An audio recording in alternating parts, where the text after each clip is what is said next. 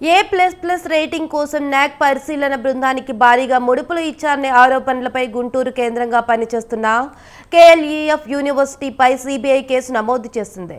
ఈ కేసులో 10 మందిని అరెస్ట్ చేసింది. తమ విద్యా సంస్థకు అనుకూలమైన రేటింగ్ ఇచ్చేందుకు గుంటూరు జిల్లా వడ్డేశ్వరం కేంద్రంగా పనిచేస్తున్న KLEF యూనివర్సిటీ నిర్వాహకులు NAAC టీం సభ్యులకు లంచాలు ఇచ్చారనే ఆరోపణలు వచ్చాయి. దీనిపై కేసు నమోదు చేసిన సిబిఐ యూనివర్సిటీలో సోదాలు నిర్వహించింది. ఈ కేసుకు సంబంధించి 10 మందిని అరెస్ట్ చేసింది. విద్యాసంస్థ నిర్వాహకులు NAAC టీం సభ్యులకు నగదు, బంగారం, మొబైల్ ఫోన్లు, ల్యాప్టాప్ల రూపంలో లంచాలు ఇచ్చినట్లు ఆరోపణలు ఎదుర్కొంటున్నారు.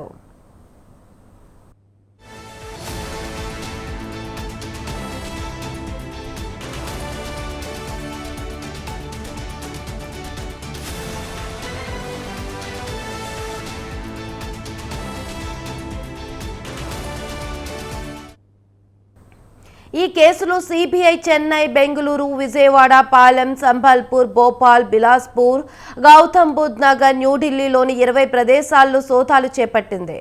ఈ సోదాల్లో 37 లక్షల నగదు, 6 ల్యాప్టాప్లు, ఒక ఐఫోన్ తదితర వస్తువులను స్వాధీనం చేసుకున్నారు. అరెస్ట్ అయిన వారిలో KL యూనివర్సిటీకి చెందిన GP Sarathi Varma, Koneru Raja, Harin, A Ramakrishna ఉన్నట్లు సమాచారం. అలాగే న్యాక్ పరిశీలన కమిటీ చైర్మన్ సమరేంద్రనాథ్ సహాయంతో పాటు పలువురు కమిటీ సభ్యులను కూడా సిబిఐ అరెస్ట్ చేసింది.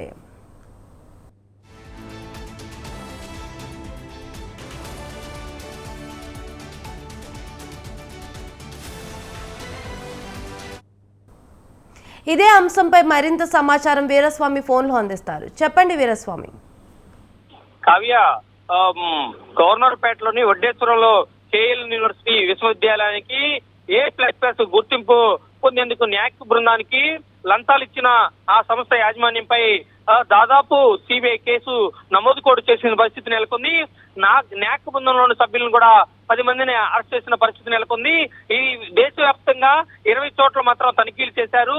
లంచంగా ఇచ్చిన సొత్తును కూడా స్వాధీనం చేసుకున్న పరిస్థితి నెలకొంది. ఈ నేపథ్యంలో ఆ KL యూనివర్సిటీ యాజమాన్య ప్రతినిధులు ఎవరైతే ఉన్నారో సారథి, కోనేరు రాజా, హరిహరన్, అదేవిధంగా హైదరాబాద్ కు చెందిన డైరెక్టర్ గా వ్యవహరిస్తున్న రామకృష్ణ కూడా అరెస్ట్ చేశారు. దీంతో పాటు కూడా చూస్తున్నది న్యాక్ బృందంలో సభ్యులను కూడా 7 అరెస్ట్ చేసిన పరిస్థితి నెలకొంది. మొత్తంగా 10 మందిని అరెస్ట్ చేసేశారు. ఈ నేపథ్యంలో చూసుకున్నట్టయితే మాత్రం ఈ దాదాపు దేశవ్యాప్తంగా ఈ చోట తనిఖీలు చేశారు కాబట్టి వాటిలో ఇప్పటికే 37 లక్షల రూపాయల నగదు, 6 ల్యాప్టాప్లను, ఒక ఐఫోన్ కూడా స్వాధీనం చేసుకున్న పరిస్థితి నెలకొంది. ప్రతిష్టాత్మకంగా ఉన్న KL యూనివర్సిటీకి మాత్రం లంచాలు ఇచ్చింది అని చెప్పేసి ఒక సంచలనం రేగింది. దేశవ్యాప్తంగా కూడా చూసుకుంటే ఢిల్లీ నుంచి కూడా సిబిఐ అధికారులు దాదాపు ప్రమాణాల పరిస్థితులపై కూడా దీని మీద కూడా ఫోకస్ చేశారు. 3 రోజుల నుంచి కూడా ఈ సోదాలు చేస్తున్న పరిస్థితి నెలకొంది. ఈ నేపథ్యంలో ఈ దేశవ్యాప్తంగా సిబిఐ కేసు దీని మీద KL యూనివర్సిటీ కూడా లంచాలు తీసుకున్న దాని మీద కూడా ఒక కలకలం రేగుతోందని చెప్పుకోవాల్సిన పరిస్థితి నెలకొంది.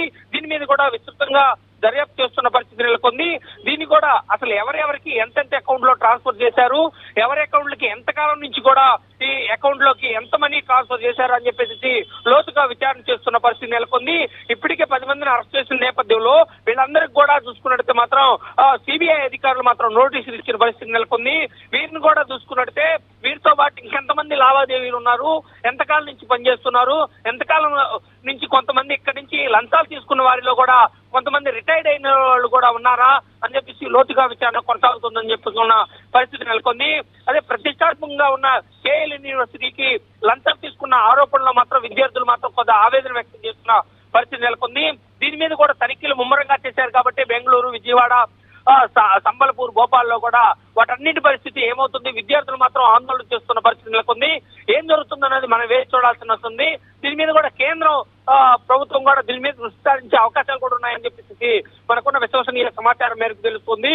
అది ఏం జరుగుతోంది అంటే లోతుగా పరిణామాలు చేసుకున్నట్టయితే మాత్రం న్యాక్ బృందానికి ముడుపులు ఇచ్చారు కాబట్టి ఇక్కడ విద్యార్థులకు కూడా గతంలో కూడా ఎవరైతే విద్యార్థులు చదువుకున్నారో వాళ్ళందరికీ కూడా కొంతమంది కూడా దీని మీద కూడా ఆవేదన వ్యక్తం చేస్తున్న పరిస్థితి నెలకొంది. ఆ యూనివర్సిటీ నుంచే మేము చదువుకొని వచ్చాము. కానీ ఆ యూనివర్సిటీలో కూడా ఇప్పటికే చూసుకున్నట్టు మాత్రం న్యాక్ బృందానికి ముడుపులు ఇచ్చారన్న ఆరోపణలో మాత్రం ఏదైతే ఉందో ఇప్పటికే సిబిఐ కేసు నమోదు చేసింది. కాబట్టి వాళ్ళందరూ కూడా దీని మీద కూడా ఆవేదన వ్యక్తం చేస్తున్న పరిస్థితి నెలకొంది.